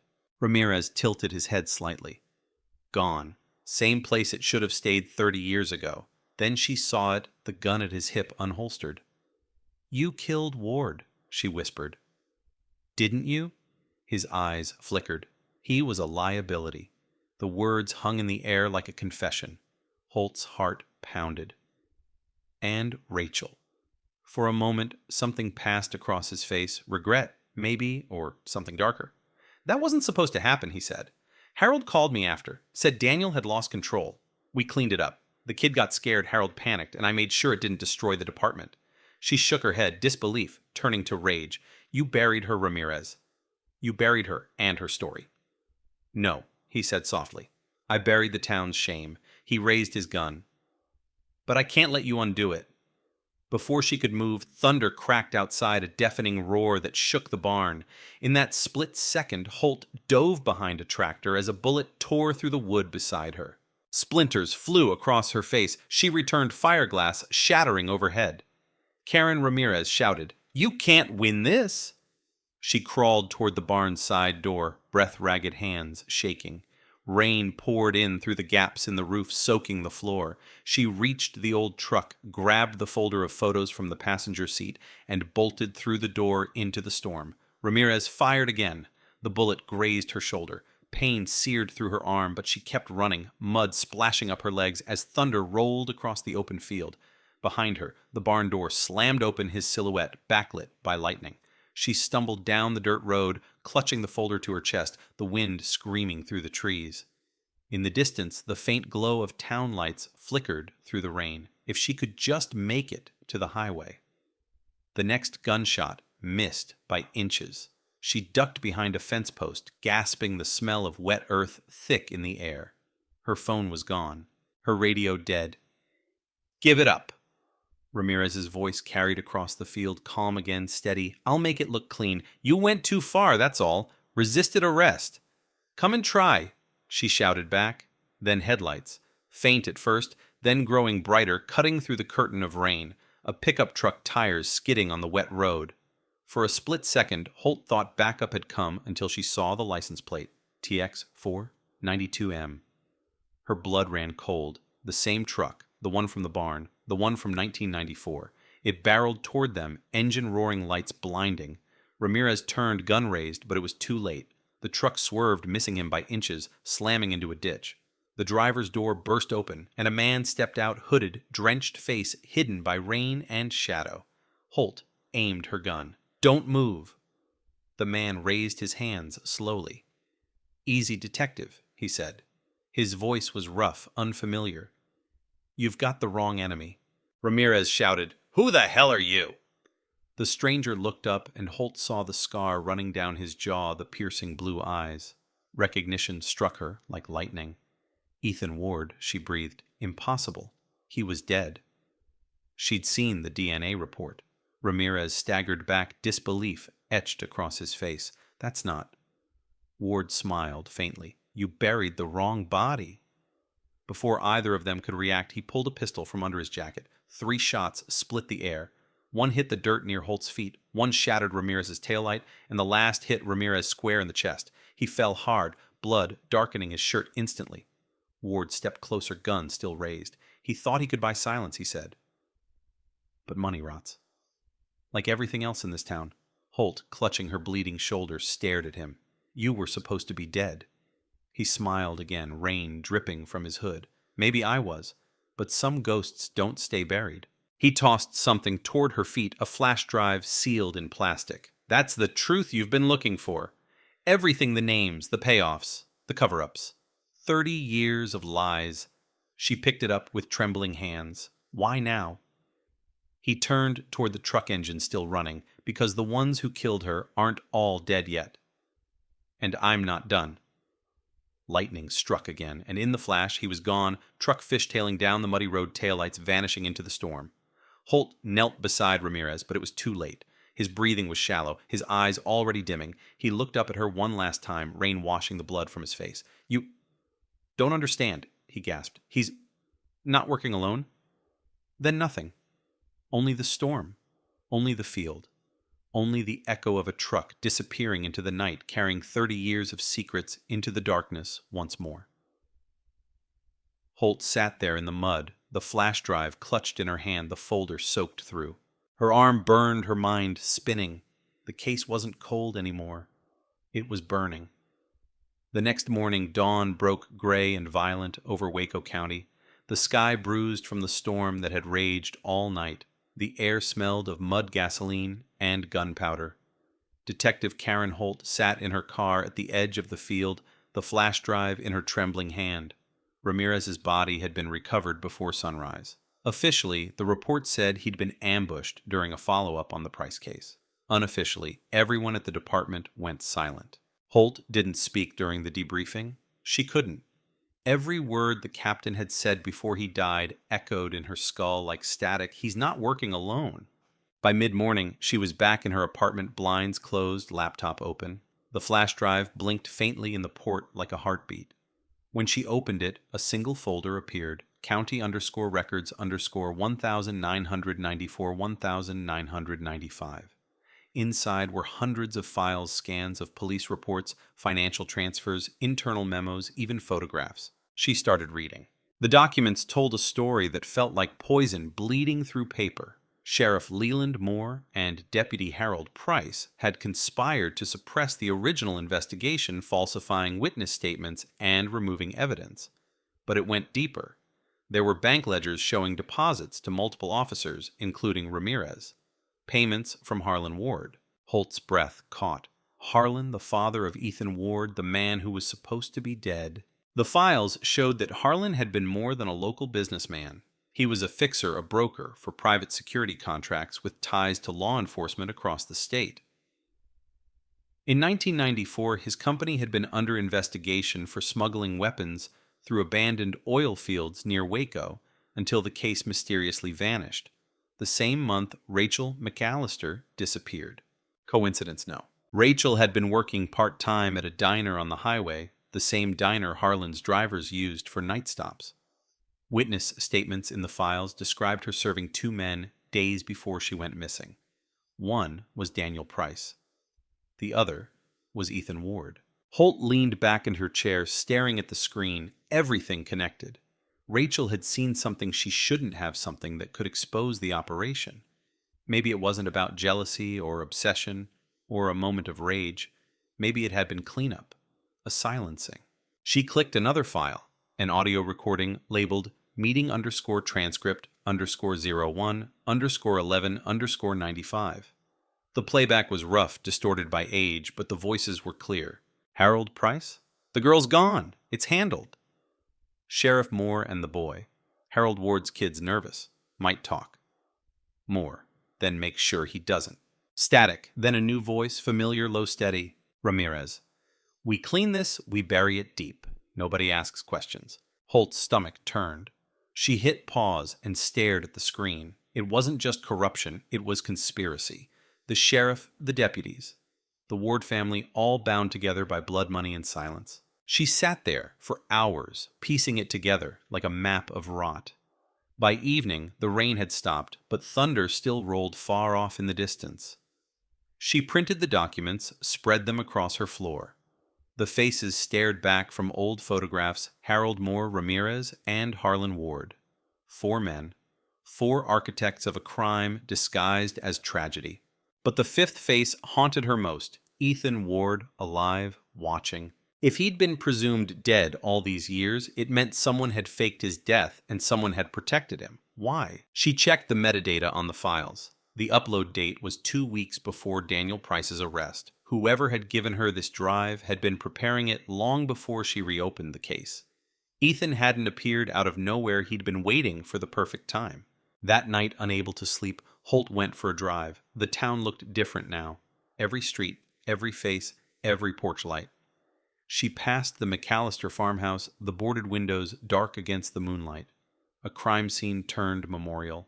She parked, stepped out, and stood in the tall grass where Rachel's body had once been found. The wind whispered through the field like a voice she almost recognized. Somewhere out there, Ethan Ward was still moving through the shadows, carrying decades of vengeance in his wake. Her phone buzzed. Unknown number. A text appeared. "You found the truth. Now find the rest." Attached was a photo, grainy, time-stamped, less than an hour ago. It showed a man tied to a chair in a dimly lit room, duct tape over his mouth. Behind him, a bare concrete wall marked with rust. The caption read, "The last one left." Holt's pulse spiked. She zoomed in on the image. The man's eyes were wide, terrified. She recognized him instantly. Sheriff Leland Moore, Jr., the retired sheriff's son, now head of county security. She texted back instantly, "Who are you? Where is he?" No reply. She grabbed her coat gun and flashlight and traced the photo background, bare concrete rust narrow pipe visible in the corner. Industrial. Basement, maybe an old storage facility. She remembered a location from one of the old smuggling reports, a decommissioned oil refinery on the outskirts of town. 10 minutes later, she was on the road. The refinery loomed in the distance, its skeletal towers black against the lightning-lit sky. The place had been abandoned since the late 90s, condemned after a fire. When she entered, the air smelled of oil rust and memory. Her footsteps echoed across the concrete floor. She followed the faint sound of dripping water until she found a door at the far end, half open. Inside, a chair, ropes, blood, but no one.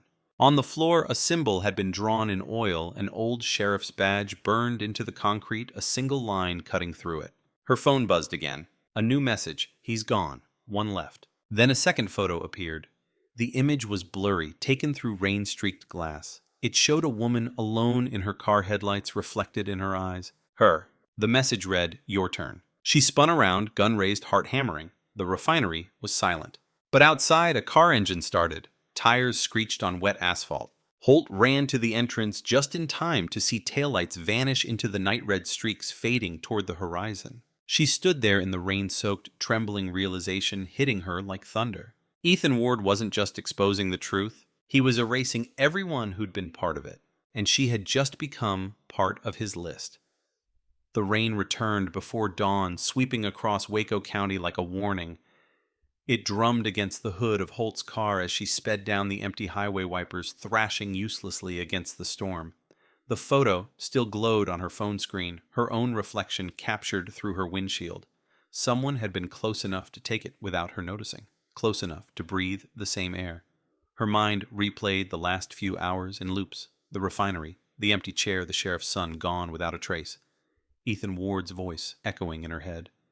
The ones who killed her aren't all dead yet. If that was true, then he wasn't finished. He was purging the past one name at a time, but why warn her? Why send her that message? Because he wanted her to see it happen.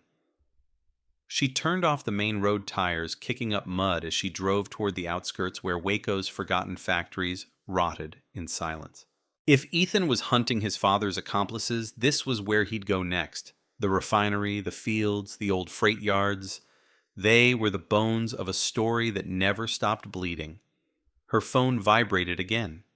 One new message. A single line. "You should have stayed buried too." She slammed the brakes. The headlights caught movement ahead, a figure standing in the rain, motionless, facing her car. Her pulse surged. She opened the door, stepped into the storm gun raised. "Ethan," she shouted, "end this now." But the figure didn't move. As she approached, lightning lit the road, and the truth froze her mid-step. It wasn't Ethan. It was a mannequin dressed in a sheriff's uniform, soaked through a sign hanging from its neck. "Guilty." Behind it, a second sign lay face down in the mud. She turned it over with her boot. "You're next." Something hissed. She looked up just in time to see a red dot appear on her chest. Sniper scope.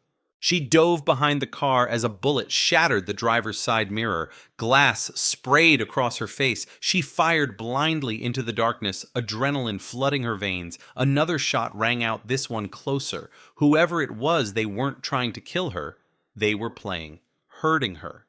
She crawled into the car, slammed the door, started the engine, and floored it. The tires screamed against the wet asphalt as she sped back toward town. The red dot followed her for a moment, then vanished. By the time she reached the outskirts, dawn had begun to break a pale, colorless light creeping over the fields. She parked behind an old diner, her hands trembling as she dialed the only person she still trusted, forensic analyst Jamie Ruiz, her closest ally in the department. "Jamie, it's me," she said, breathless. "I'm being followed. Someone's watching, maybe Ethan, maybe someone else." "You need to get off the road," Jamie said. "Come to my place. We'll sort this out together." She hesitated. "I can't bring this to your door." "You already did when you reopened that case," Jamie replied. "Just get here." 15 minutes later, Holt pulled up outside Ruiz's small house near Lake Whitney. The rain had softened to a steady drizzle. She killed the engine and ran inside. Jamie met her at the door, eyes wide, at the sight of her soaked, blood-stained sleeve. "What the hell happened to you?" Holt dropped the flash drive onto the table. "Everything we thought we knew about the McAllister case, it's a lie. Ramirez, Moore, Harold Price. They were all in on it. And Ethan Ward. He's alive." Jamie froze. "That's impossible." "I saw him," Holt said. "He killed Ramirez. He's coming for the rest." Jamie plugged the flash drive into her laptop. The files appeared instantly. She scrolled through them, jaw tightening. My God, these are official logs, internal communications. This isn't just local corruption, Karen. This involves state funding, federal contractors. Half these accounts trace back to the Department of Corrections. Holt leaned against the counter, heart pounding. So it wasn't just one cover-up. Jamie looked up. It was a system. They worked through the day decrypting files, tracing wire transfers, piecing together a network of men who had profited from falsified contracts and silent favors. Rachel McAllister's death had been collateral damage, an accident that exposed a larger scheme. As dusk fell, Jamie stopped typing. "Karen, look at this." She turned the laptop toward her. On the screen, a security camera still from 2021, dated just weeks before Daniel Price's arrest. A man walking into the county courthouse basement. Hood up. Ethan Ward. And he wasn't alone. Next to him, a figure in uniform. Jamie zoomed in. The badge number was barely visible, but Holt recognized it instantly. Her own. She stepped back, pulse hammering. "That's not possible. I wasn't there." Jamie frowned. "Someone cloned your ID." "But why? Because they wanted you to take the fall," Jamie said quietly. "When this goes public, they'll paint you as the one who reopened it for revenge, the perfect scapegoat." The realization hit like a knife. Someone was erasing the past and writing her into it. Outside, thunder rolled again. A car door slammed. Jamie froze. "Did you hear that?" They turned toward the window. Headlights swept across the front yard. A truck idled on the gravel engine, growling low. Holt grabbed her gun. "Get behind me." A shadow moved outside the glass. A figure stepped into the porchlight rain, dripping from a hood. For a moment, everything was still. Then, the figure lifted something, a cell phone, and pressed it against the window. On the screen, a message glowed inside. "Now." Holt's breath caught. The hooded man lowered the phone, revealing his face. Ethan Ward. Jamie whispered, "Karen." But before Holt could move, the front door burst open. A flash, a roar. The room filled with smoke. When the dust cleared, Holt was on the floor, ears ringing. The front wall was splintered, the window blown out. Jamie was gone. Through the haze, Ethan stepped forward, calm, unhurried. His voice was low, almost gentle. "You should have left it buried, Detective." He tossed something beside her, a sheriff's badge, scorched and twisted. Holt looked at it, confusion flickering into horror. The engraving read, K. Holt. "Now they'll believe what they're supposed to," Ethan said, eyes cold. "And when they do, you'll finally understand what it feels like to lose everything for someone else's truth." He turned and disappeared into the rain, leaving her in the wreckage, clutching the burned badge sirens already wailing in the distance. And for the first time since she'd reopened the case, Holt realized she wasn't chasing a killer anymore. She was the one being hunted. The sirens came fast, blue and red, bleeding through the smoke as Holt staggered to her feet, half deaf, half blind from the blast. Her ears rang like struck metal, the sound warping everything into a distant hum. She stumbled toward the doorway, shouting Jamie's name, but the only answer was the hiss of rain and the crackle of fire eating through the curtains. Outside, squad cars screeched to a stop. She saw Shape's officers' flashlights cutting through smoke, but the moment they spotted her, Guns were raised. Hands where I can see them. Now, Holt froze. The world tilted. "I'm a detective," she shouted, voice raw. Detective Karen Holt. Badge number. Drop the weapon. She looked down, her service pistol still in her hand, her knuckles white. She dropped it immediately. The mud splashed as it hit the ground. Hands grabbed her, forced her down, cold cuffs biting into her wrists. "Officer down inside," someone yelled. "We've got one survivor, Jamie." Holt's heart clenched, but she couldn't see her partner, only stretcher lights flashing through the fog, a body covered in a tarp blood pooling dark on the porch. The sheriff on scene approached, face-hard, rain dripping from his hat. "Detective Holt," he said slowly, "you're under arrest for the murder of Officer Jamie Ruiz." The words hit harder than the blast. "No," she gasped. "No, listen, he was here. Ethan Ward." But he cut her off, his tone flat. "There's no Ethan Ward. There never was. His DNA was confirmed dead in 1998. You've been chasing ghosts." She stared at him, stunned. "That's not true. He's alive. I saw him." He nodded toward her bloodied hands, the gun on the ground, the burned badge with her name on it. "Then explain that."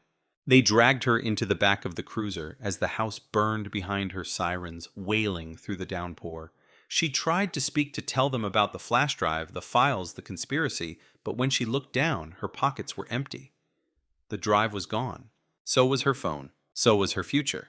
The interrogation room was cold metallic. Hours passed. Questions blurred into accusations. Why did you reopen the McAllister file? Why did you attack your colleague? Where were you the night Ramirez died? She repeated the truth until her voice broke, but the truth didn't matter anymore. It had been rewritten. Every piece of evidence pointed to her.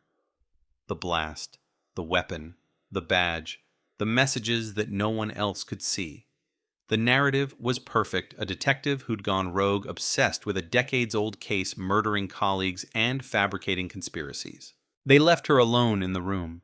The walls hummed with the low buzz of fluorescent lights. She stared at the one-way mirror, knowing someone was behind it, watching, waiting. After hours, the door opened. A man stepped in. Plain suit, calm voice, not local law enforcement. "Detective Holt," he said, sitting across from her. "I'm Agent Mercer, Department of Justice. You've caused quite a storm." She glared at him. "If you're here to charge me, just do it." He smiled slightly. "I'm not here to charge you. I'm here to ask what you have that they're so afraid of." Holt blinked. Mercer slid a folder across the table. Inside were photos: Rachel McAllister, Daniel Price Ramirez, and a younger Ethan Ward. "We've been tracking this case too," he said. "Not officially.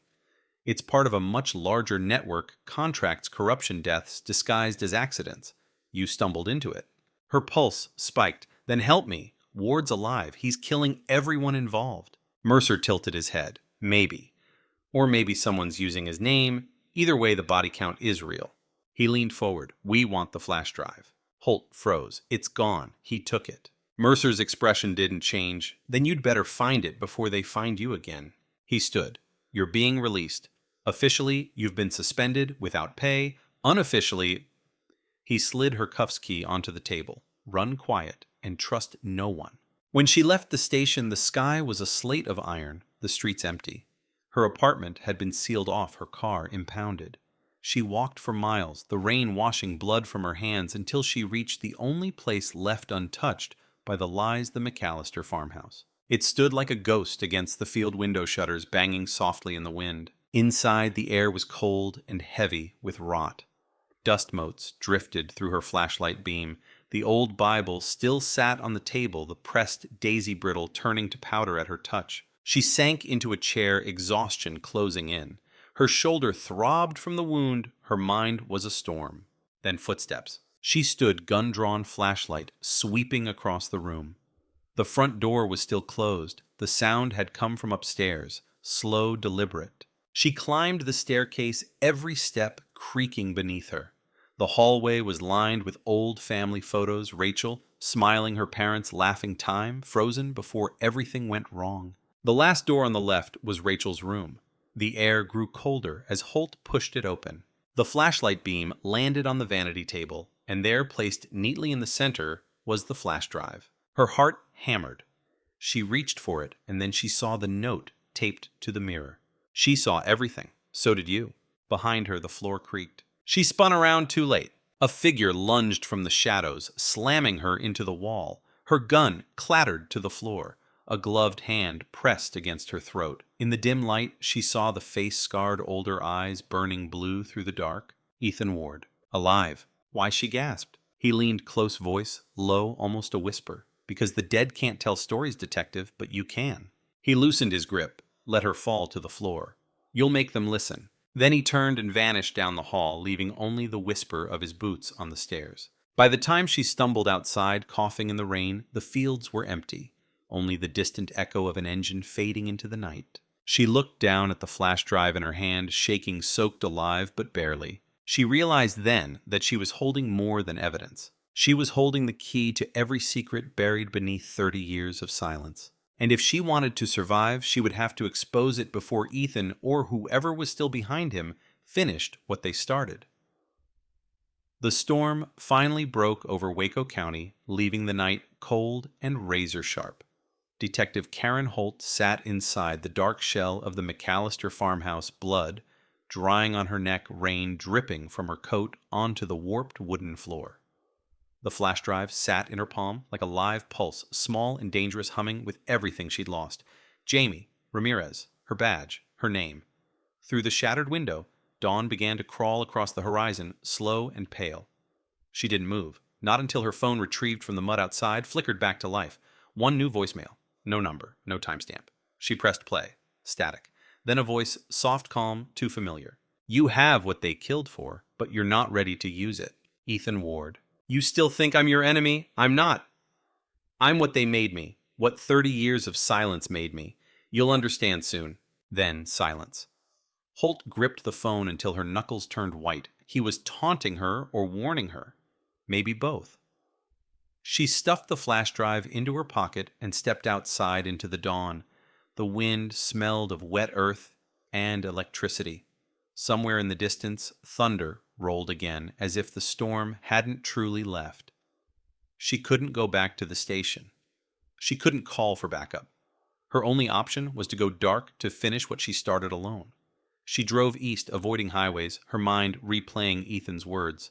What they killed for. That meant whatever was on the drive wasn't just about the McAllister case, it was bigger, deeper, something worth murdering to bury.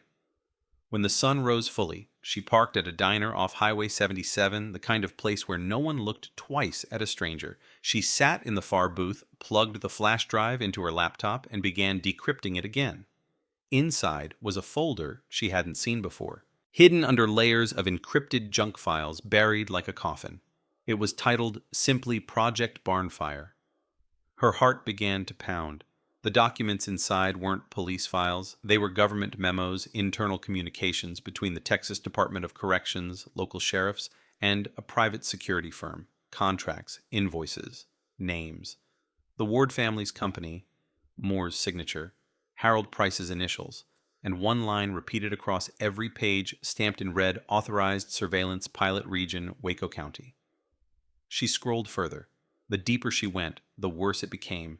The cold case that had destroyed Rachel McAllister's family hadn't been random, it had been collateral. The McAllister farm sat on the edge of a communications testing zone for an illegal surveillance program.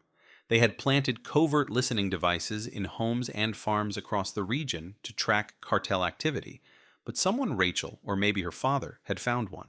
And when she called 911 that night, she wasn't calling for help. She was reporting it. Her hands shook. The call, the breathing, the scream, the metallic click. It wasn't just panic. It was discovery. She'd found something she wasn't supposed to see, and Harold Price Moore and Ramirez had silenced her before she could expose it. Ethan Ward had known. His father had funded the project. When it all collapsed, the government erased it from record and framed the crime as an unsolved disappearance. The cold case had never been about murder. It had been about erasure. Holt sat frozen, staring at the screen until her reflection blurred. Everything she'd believed in the system, the justice she'd sworn to protect, was a machine built on lies. Her phone buzzed again. A text. They know you have it. Get out. She looked out the window. A black SUV idled across the street. Two men inside, no lights, no plates. She closed the laptop, grabbed her coat, and slipped through the diner's back door. The rain had turned to mist, hanging low over the road like breath. She moved fast, keeping to alleys cutting across the back lot toward the woods. Her car was still parked by the old gas station a mile down. Halfway there, she heard the hum of an engine behind her, tires on gravel. She ducked behind a rusted trailer just as the SUV's headlights swept past. Voices, muffled, radio static. She held her breath. The beam of a flashlight sliced through the fog, passed inches from her face, then moved on. When the SUV turned back toward the main road, she ran fast, desperate blood pounding in her ears. The laptop bounced against her hip. The flash drive was a burning weight in her pocket. She reached her car, slid inside, and slammed the door. But before she could start the engine, something moved in the back seat. A shape, a breath. She turned slowly. Ethan Ward sat there, rain dripping from his jacket, a faint smile curling at the corner of his mouth. Driving somewhere, Holt's heart dropped. "You're following me." He leaned forward. "They're following you. I'm keeping you alive long enough to finish this." "Finish what? Killing everyone involved." He shook his head. "No. Ending it, the way it started, by burning it all down."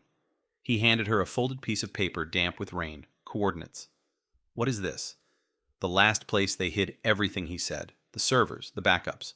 Proof that Project Barnfire existed. She unfolded it. The location was deep in the woods west of Waco, an abandoned communications outpost built in the early 2000s. "You expect me to trust you?" she said. He smiled, faintly. "You don't have to. You just have to want the truth more than you want your badge back." Before she could respond, the sound of engines roared again. Headlights appeared behind them, 2, then 3. Black SUVs cutting through the fog fast. Ethan looked over his shoulder. "They're here sooner than I thought." He pulled a pistol from his belt and chambered a round. "Drive, detective. Now." Holt floored it. The tires spun on wet gravel before catching traction. The car fishtailed, headlights slashing through the mist as gunfire cracked behind them.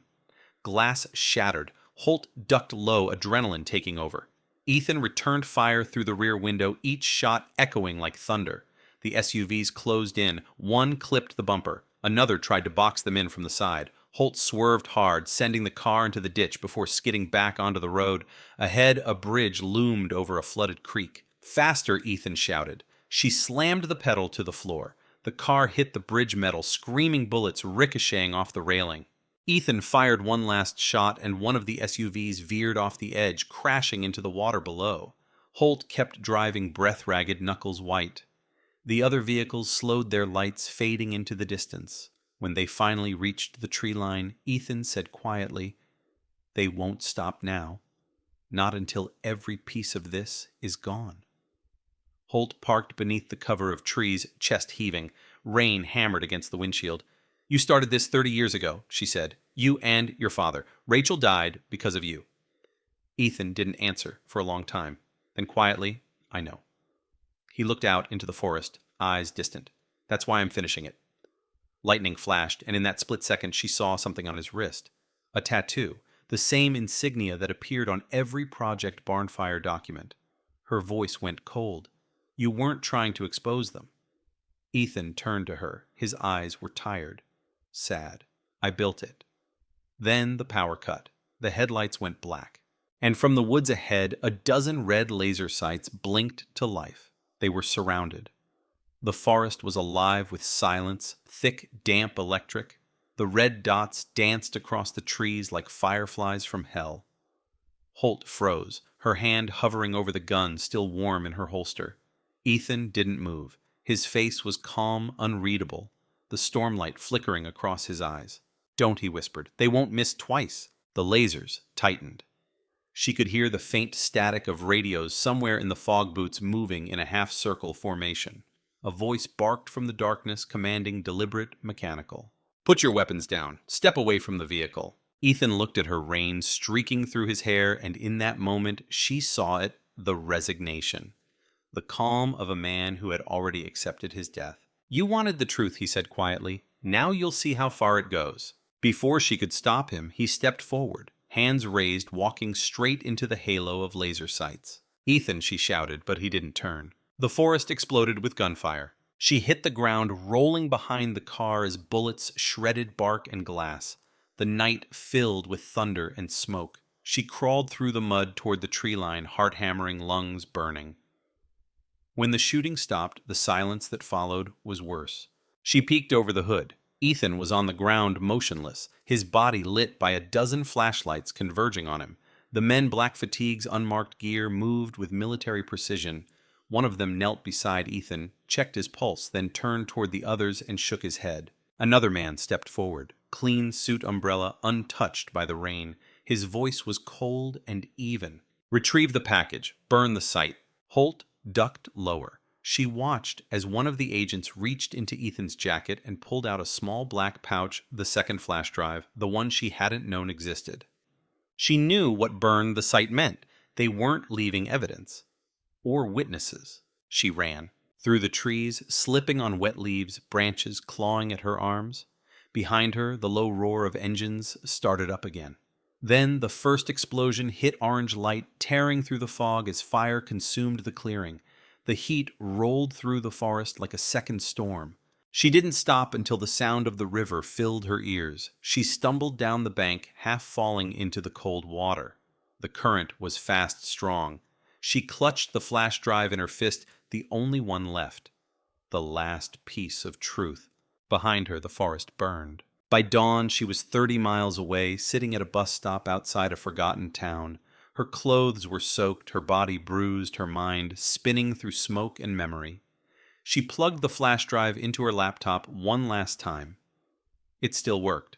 The files weren't just about surveillance, they were about people. Journalists, activists, whistleblowers, dozens of names flagged as potential threats, all monitored, all disappeared. Rachel McAllister was just the first. A slow horror settled into her bones. Ethan hadn't been lying. They had built something bigger than corruption. It was an ecosystem of control. A network that never ended, just changed faces. She uploaded everything. Not to the police, not to the department. To the world. Encrypted, scattered, mirrored across servers around the globe. She watched the progress bar climb 20%, 50-80. Each percent felt like an exorcism. Then, at 93, the screen flickered. A pop-up appeared, connection terminated, remote access detected. Her blood turned to ice. Someone was watching her upload in real time. Then the screen went black. The reflection staring back at her wasn't her own. It was Rachel's photograph. Faded eyes, solemn, looking straight through her. Then the image glitched, fragmented into static, and disappeared. A single line of text appeared on the screen. "She wasn't the first. You won't be the last." The laptop powered down. For a long time, Holt just sat there in the growing light, the world waking up around her like nothing had happened. Birds in the trees, a truck passing on the road, the smell of rain and smoke still clinging to her clothes. She looked down at the flash drive, the light still blinking faintly like a dying heartbeat. She crushed it under her boot. No more ghosts. Later that week, the headlines hit every major outlet in the country. Texas cold case cracked after 30 years. Suspect was neighbor all along. But buried deeper in small corners of the web, new files began to surface, anonymous leaks, documents no one could verify but everyone feared were true. Among them was one last image, a photo of Rachel McAllister's missing earring, whole again, lying in the mud beside a burned badge. The caption read, "The truth doesn't rest in peace." And somewhere far from Waco, a phone buzzed on a motel nightstand. A voicemail played softly through the static. "Detective Holt, it's not over." Then click. The line went dead, and the screen for just a moment blinked red. The sun rose over Waco County golden light, spilling across a landscape that looked deceptively peaceful. The fires had burned out. The farmhouse was gone, reduced to a black scar in the field. The headlines had moved on, the world eager for its next tragedy. But some stories don't end. They linger, whispering from the ashes. Karen Holt hadn't been seen in weeks. Some said she ran. Others claimed she'd been taken. The department issued a brief statement. Detective Holt is on indefinite leave pending investigation, but no one believed it. Those who'd worked with her swore they saw her in town one night, sitting in an unmarked car by the church staring at the McAllister Memorial.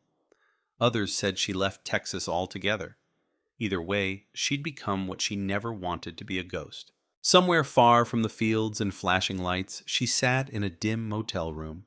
The blinds were drawn, the walls damp with the smell of rain. On the table, a single photograph lay under a cup of untouched coffee. Rachel McAllister smiling, 19 forever frozen in the moment before her world ended. The TV murmured softly in the background. News anchors debated whether the Texas cold case had finally been closed. They repeated the same sanitized version: the neighbor's guilt, the family's tragedy, the town's relief. Nothing about Project Barnfire.